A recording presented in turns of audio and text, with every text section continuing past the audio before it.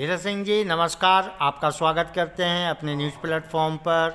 आपसे यह जानना चाहेंगे कि विपक्ष के जो नेता हैं राहुल गांधी जी, कल भारत मंडपम पर दिल्ली में जो चीज़ चला, जो इसमें मुद्दे हैं, इसे आप किस तरीके से लेते हैं? क्या यह देश के विचारधारा के खिलाफ है या साथ है, कैसे लेते हैं आप? देखिए पटेल साहब, जो माननीय प्रधानमंत्री जी ने, जहाँ तक मेरा मानना है कि माननीय प्रधानमंत्री जी ने पहले ही बोला था कि हम कांग्रेस मुक्त भारत चाहते हैं। आज उसी तर्ज पे जो है माननीय प्रधानमंत्री जी हर स्टेट में लगभग 2014 से जिस तरीके से भारतीय जनता पार्टी का ग्रोथ बढ़ा हुआ है, कल कांग्रेस का घिनौना चेहरा, कांग्रेस के कार्यकर्ताओं का जिस तरीके से भारत मंडपम में उन लोगों ने विरोध प्रदर्शन किया, उसका पूरा भारत निंदा करता है। राहुल गांधी जी को खुद सोचना चाहिए कि जिस तरीके से हमारा भारत और प्रगति के रास्ते पे आगे बढ़ रहा है, उसमें इन लोगों ने विघ्न डालने का काम, भारतीय जनता पार्टी सरकार को बदनाम करने का काम जो है कांग्रेस पार्टी और कांग्रेस परिवार किया हुआ है, उसका पूरा भारत के युवा जो है फूल विरोध करते हैं, ऐसा हमारा मानना है। जी नेताजी, हम लोग ये भी देख रहे हैं इन दिनों लोकसभा सत्र में जब जनरल नरवणे की किताब को लेकर भी कई तरीके की टीका टिप्पणी की, राजनाथ सिंह जी के लिए उन्होंने क्या लिखा है, प्लस में उन्होंने यह भी बताया कि चाइना ने कैसे ज़मीन का अधिग्रहण किया और आज के डेट में ये सब कुछ बेसलेस दिखाई दे रहा है सामने। ऐसा उनकी किताब में कोई जिक्र नहीं है और वो पब्लिश भी नहीं हुआ। तो इन चीज़ों को विपक्ष किस तरीके का हथकंडे का इस्तेमाल कर रहा है, जब कि आप कह रहे हैं कि देश काफ़ी अच्छा विकास की रास्ते को पकड़ चुका है? देखिए पटेल साहब, कहा गया है कि विनाश काले विपरीत बुद्धि। कांग्रेस का विनाश होना निश्चित है। जिस तरीके से हमारे देश के यशस्वी प्रधानमंत्री परम आदरणीय नरेंद्र मोदी जी ने कहा हुआ था, वो देश के सामने, क्योंकि उन्होंने कहा था कि देश हित में काम होना चाहिए, इन लोगों ने माननीय रक्षा मंत्री जी, जो इतने सीनियर नेता जो है, और चाहे पक्ष हो चाहे विपक्ष हो, सब लोग माननीय रक्षा मंत्री जी के बारे में जानते हैं। जिस तरीके से उन्होंने टीका टिप्पणी माननीय रक्षा मंत्री जी के ऊपर किया हुआ था, ये इसी से साबित हो जाता है कि कांग्रेस का दिशा और दशा किस तरफ बढ़ रहा है, ऐसा हमारा मानना है। नेताजी, एक चीज़ आप देखिए कि भगवा हमारे हिंदुस्तान में तो लहराता तो ठीक है, अभी आपके उत्तर प्रदेश के यशस्वी माननीय मुख्यमंत्री योगी आदित्यनाथ जापान सिंगापुर के दौरे पे हैं और जापान को देखकर, टोक्यो को देखकर एक बार ऐसा नहीं लगा कि वहाँ पर जो प्रवासी हिंदू हैं उन्होंने जय श्री राम के जयकारे ऐसे लगा दिए कि एक बार लगता है कि जापान भी हिंदुस्तान है। इस चीज़ को आप किस तरीके से ले रहे हैं?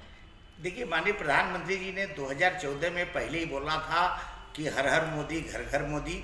जिस तरीके से माननीय प्रधानमंत्री जी ने काम किया, उसी तर्ज पे हमारे उत्तर प्रदेश के यशस्वी मुख्यमंत्री परम आदरणीय योगी जी जो है काम कर रहे हैं। उन्होंने भगवा, हमारा भारत पहले से सनातनी था, है और आगे रहेगा, ऐसा हमारा मानना है। मैं कहना चाहता हूँ कि माननीय योगी आदित्यनाथ जी महाराज जी के नेतृत्व में जिस तरीके से उत्तर प्रदेश में उत्तम प्रदेश की तरफ जो है हमारा उत्तर प्रदेश अग्रसर हो रहा है, वो कुछ ही दिनों में जिस तरीके से 2008 में माननीय प्रधानमंत्री जी का कांग्रेस परिवार ने, कांग्रेस पार्टी ने, कांग्रेस सरकार ने उनका अमेरिका जाने के लिए, आपने भी सुना होगा कि अमेरिका जाने के लिए वीज़ा कैंसिल कराया था, उसके 5 साल के बाद में ही माननीय प्रधानमंत्री जी गुजरात से आकर के देश के प्रधानमंत्री जी बनते हैं और पूरे कंट्री में माननीय मोदी जी के नाम का जिस तरीके से नारा लग रहा था, उसी तर्ज पे माननीय योगी आदित्यनाथ महाराज जी जो है अपना कदम और कंट्री में रखे हुए हैं। जय श्री राम का नाम अमर था, अमर था और पूरे विश्व में देखने को मिलेगा 2047 तक कि पूरे विश्व में जय श्री राम का परचम फहरा रहा है और भारत हिंदुस्तान जो है विश्व गुरु बन के ही रहेगा। चलिए, ये भी ठीक बात है। जापान में इस समय की जो उनके आधिकारिक दौरे हैं योगी आदित्यनाथ जी के, जापान का फंड जो है उत्तर प्रदेश में, वहाँ के कई बड़े नामचीन फैक्ट्री कंपनीज के पैसे आपके उत्तर प्रदेश में लगने जा रहे हैं। इससे क्या रोजगार का कुछ सृजन होगा? उत्तर प्रदेश के बेरोजगार युवाओं को रोजगार मिलने का यह सुनहरा और नया अवसर प्राप्त हो रहा है क्या? देखिए, ये तो सपा और बसपा को देखना चाहिए और कांग्रेस को देखना चाहिए कि जिस तरीके से 2017 के बाद बाहर के देश वाले जो है इन्वेस्ट करने के लिए, फैक्ट्री डालने के लिए, कारखाना डालने के लिए जो है वो तत्पर हैं। इससे कांग्रेस, सपा और बसपा को सीख लेना चाहिए।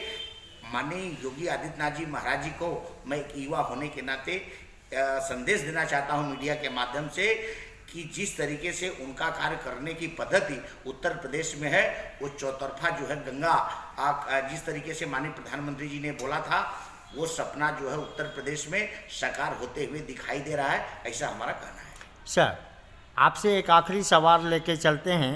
अभी प्रयागराज में कुंभ मेला को लेकर शंकराचार्य और योगी आदित्यनाथ जी के बीच में काफ़ी विरोधाभास देखने को मिला। हालांकि जो भी जानकारियां निकल कर आई कि शंकराचार्य जी उस रास्ते पे चले गए जिस रास्ते पे अलाउ नहीं था, वो पूरे व्यवस्था को लेकर, और उसके बाद बातों की जाल इतनी फैल गई कि योगी आदित्यनाथ जी ने किसी को कोड तो नहीं कहा, लेकिन कालनेमी कहा। कालनेमी कहने पे शंकराचार्य ने उन्हें साधु और संत मानने से ही मना कर दिया, और सत्ता में जो बैठे हैं वो संत कैसे हो सकते हैं।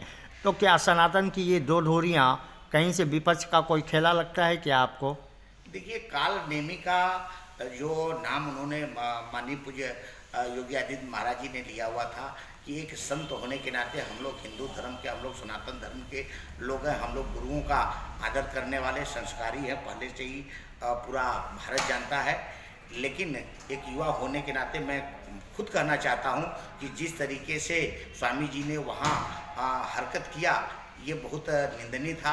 किसी को शोभा नहीं दे रहा था कि एक पूज्य गुरु जी महाराज जी जो है इस तरीके से धरना प्रदर्शन में दे, और अर्थव्यवस्था जो है वहाँ की जो शासन प्रशासनिक व्यवस्था था उसमें कोई अड़चन आवे, इस तरीके से।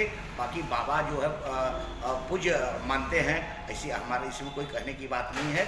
जी, उत्तर प्रदेश के जनता से आप क्या आग्रह, निवेदन या क्या संदेश देना चाहेंगे आगामी चुनाव को लेके जो आपके राज्य में होने जा रहे हैं? देखिए, उत्तर प्रदेश पहले से तैयार है कि किसी भी हालत में जो है योगी आदित्य महाराज जी को तीसरी बार, वहाँ की जनता जो उत्तर प्रदेश का, मैं मूलतः केराकत विधानसभा जौनपुर से रहने वाला हूँ और जफराबाद से तैयारी भी है विधानसभा का।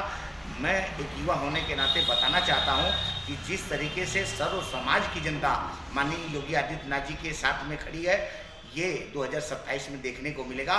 प्रचंड बहुमत से भारतीय जनता पार्टी की सरकार बनेगी, ऐसा हमारा मानना है। धन्यवाद।